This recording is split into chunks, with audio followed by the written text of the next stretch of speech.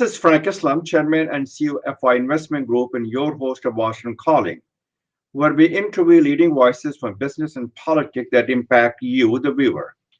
Today, we are fortunate to have a distinguished guest, Dr. Narendra Jadhav, who's a policymaker, economist, educationist, and best-selling author, and a member of our Indian Parliament. Thank you very much, Dr. Padov, for coming to our show. Welcome to our show, and thank you for your leadership. Thank you for all you do to make a difference. And thank you for serving India and the world. You have a very distinguished career, Dr. Jadhav. Please tell us briefly about your present public role for our global audience. Presently, I'm a member of the Indian Parliament, and I'm a member of the upper house of the Parliament. So in American parlance, it would mean that I'm a senator in the Indian Parliament. And I'm a nominated one. The President of India has the authority to nominate 12 people from different walks of life into the Parliament. And I'm one of those appointed by the Honorable President of India. Very nice. And thank you for serving India. You are making a difference. I want to ask you a question. As you know, India is going through an election that has caught the attention of the world for its scope, for its size, for complexity. How does India manage election after election in terms of the voter registration for 900 million eligible voters and electronic voting machines? And India's democracy shines as a beacon of light as the world that is increasing and becoming dark when it comes to democracy. So it is a testament of India's democracy, and I want you to shed some light on the NRI participation as well.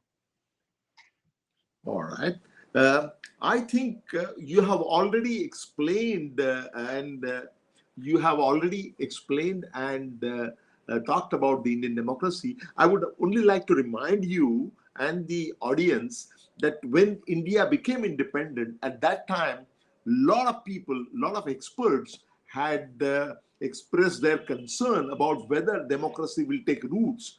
And in fact, it was predicted that in 50 years, this country, which is divided into so many religions, castes, and creeds, is going to not hold up, and it will be balkanized, it will be broken down into pieces. And democracy cannot survive in a country like that.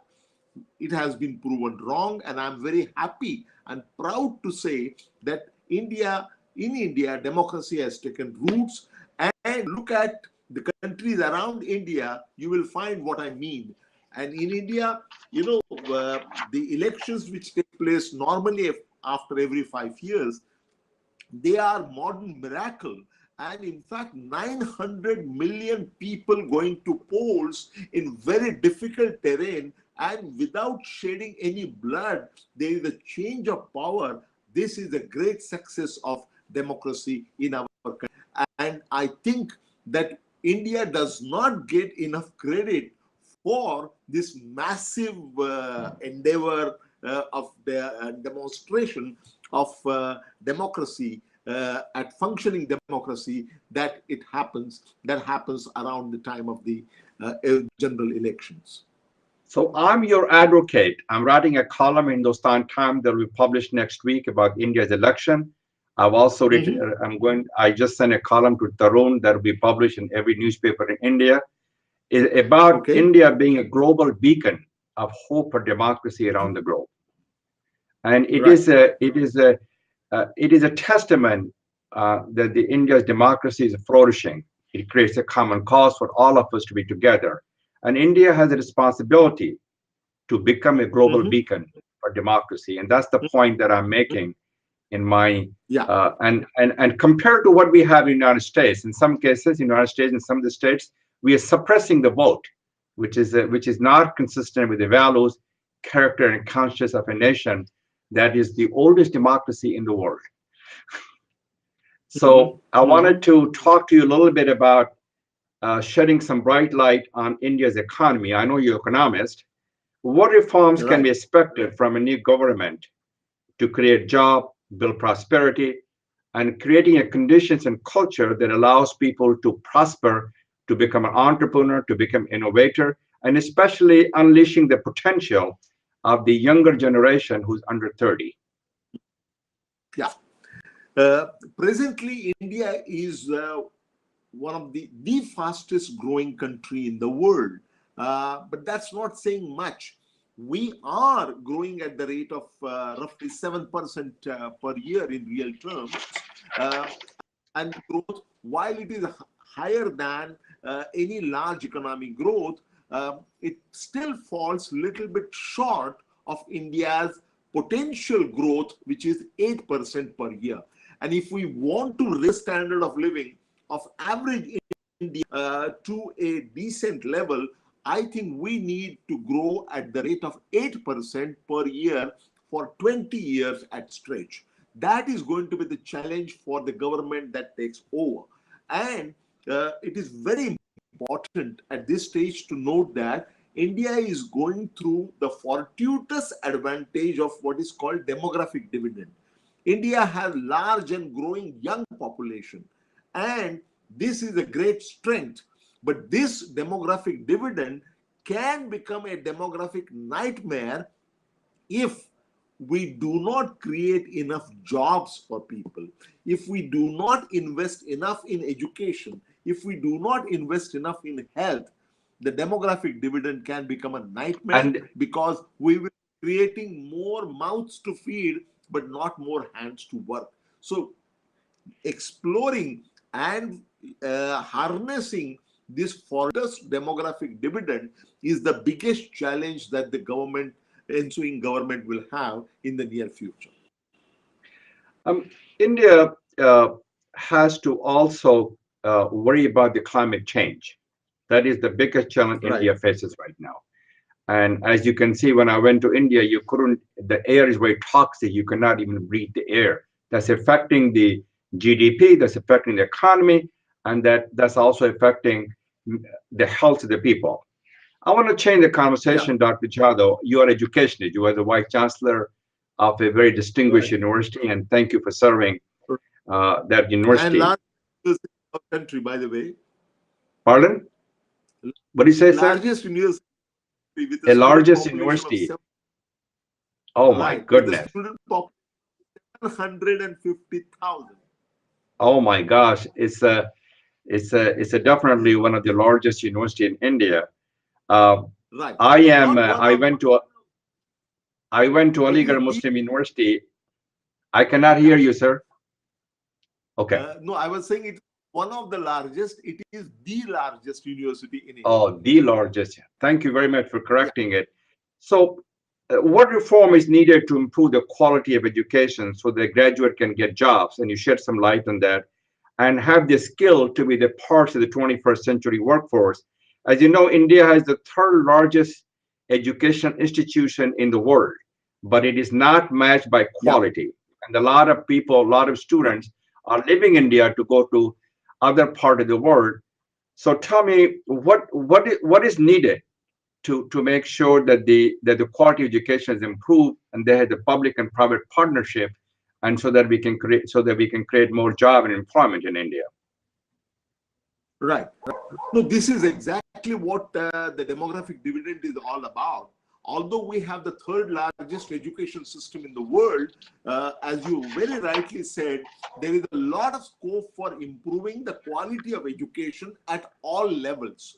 And that's a real challenge. And I'm not worried about some Indians going abroad, particularly to United States and other countries for higher education, because there are enough people in the country.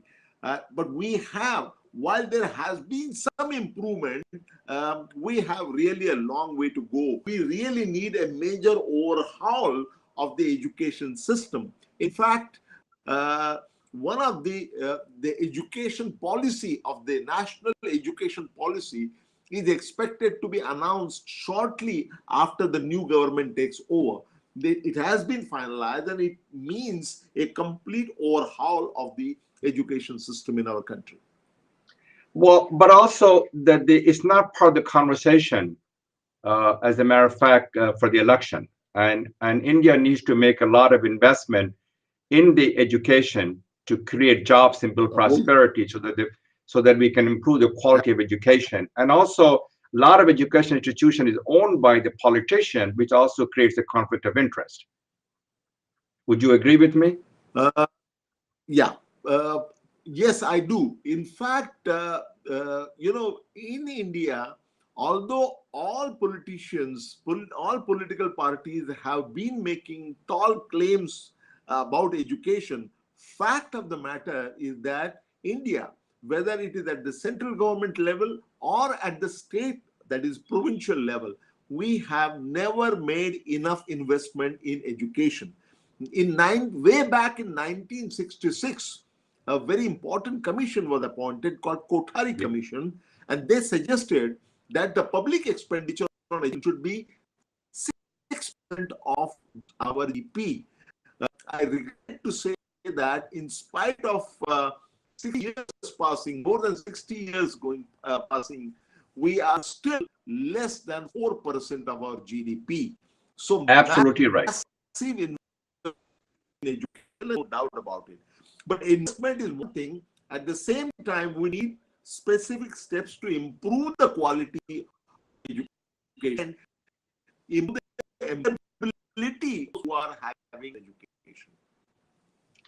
Uh, we had a little bit trouble in your because I think there is a connection problem. But I want to talk to you about, you an author of nearly 30 books, as I understand, including Uh, several books you wrote on no, Mr. excuse me, Ambedkar. How many? 37 of fact. 37. Thank you very much for your correction. Right, And you wrote a book on the Mr. Ambedkar, author of the India's Constitution, father of India's Constitution. right, What do you think right, are the legacies of Mr. Ambedkar that can inspire the next generation? As you know, he proved that there's no monopoly in wisdom. Wisdom belongs to all. He also inspired us for political and social justice. Is right, that the legacy that he left behind right. for all of us to be inspired by him? Indeed. In fact, I feel that while Mahatma Gandhi is the father of nation, it is Dr. Babasaheb Ambedkar who is the father of India's republic. He is the one Oh, who awakened India's social conscience. Coming from extremely adverse background, he was born in an untouchable family and he rose to the position of writing the constitution of our country. In the constitution and generally in his vision, this is the message, this is the legacy that he had. He said that if you want to maintain democracy, not merely in form but in substance, then three conditions are required. First condition is that you have to hold on to constitutional methods of addressing all problems. All non-constitutional methods should be eschewed. This is one. Second principle, very important. He said that hero worship should not be there. And no matter what a great feeling you have about the leaders, never put your democracy at their feet. And he said that bhakti, the hero worship, may be a path to salvation in terms of religion, but in democracy, it would certainly lead to a dictatorship. And the very well third said. one, the most important, third and most important message of Dr. Ambedkar is this, that what we have achieved, he said, at the time of passing, when the Constituent Assembly was approving the Constitution on 25th November 1949, he said that what we have got is political democracy. And this political democracy must be converted into a social and economic democracy Very well said. for sustainability. If you keep it only to political democracy, it cannot sustain itself. In fact, I am tempted to give his full quote, but I do not know whether we have time. He said that on January 26, 1950, we are going to enter into a life of contradictions. In politics, we will have equality, and in social and economic life, we will have increasingly inequality. In politics, we'll be recognizing the principle of one man, one vote, and one vote, one value. In our social and economic life, we shall, by reason of our social and economic structure, continue to deny the principle of one man, one value. How long, he said, how long can we continue to live with this contradiction? He said that we must remove this contradiction at the earliest. Those who suffer from inequality will blow up the structure of political democracy which this constituent assembly had so laboriously built, unquote. I think that is the essence of legacy of Dr. Baba Saheb Ambedkar. Very well articulated, very eloquent expression. As I understand, you went to the school in the United States in Indiana, and I live in Washington, D.C. So, Yeah. what are your thoughts on the current state of the India-U.S. relationship and the contributions of India diaspora in this relationship, and how can India achieve its fullest potential? Do you think the U.S.-India relationship on a steady trajectory?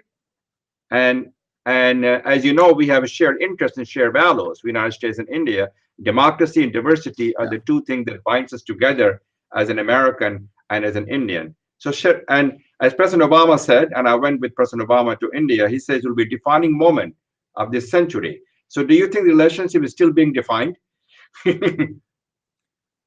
Well, the Indo-US relationship has gone through many ups and downs, but I think it is now very steady. Basically, United States is the largest democracy, whereas India is the most populous democracy. We share the same set of values, and therefore we must have very strong relationship between countries. So these two ties, the ties between the two, need to be strengthened. Now, what can Indian diaspora, what role can they play in strengthening this tie-up between India and United States? Several things.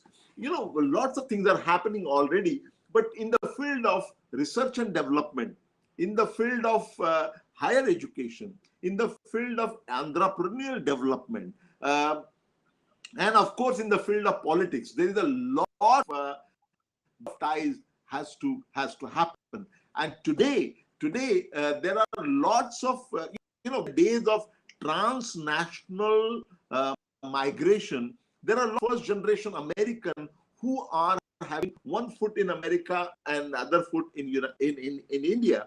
And I think this needs to be encouraged more in terms of the startups, in terms of NGOs, and in terms of think tanks, collaborative research. Also, among the companies and the business ties, the Indian diaspora can play a major role in strengthening the ties, including by their effective participation in local politics in the United States. Very well said. So the Indian diaspora has the capability, the capacity, and the responsibility to help India achieve its fullest potential, not only in healthcare or climate, also providing seed money, innovations, entrepreneurship, creating a job, and also in education. I think you said it very well. And I hope you can come to the United States to tell our India diaspora what they need to do. They're very strong and they're vibrant, they're resilient, they do a good job, and I'm very proud of them. I am one of the Indian diaspora who take a lot of pride in our heritage. So thank you very much. For the time being. Thank you very much, Dr. Jadhav, and thank you very much for watching the show. This is Frank Islam wishing you a great week.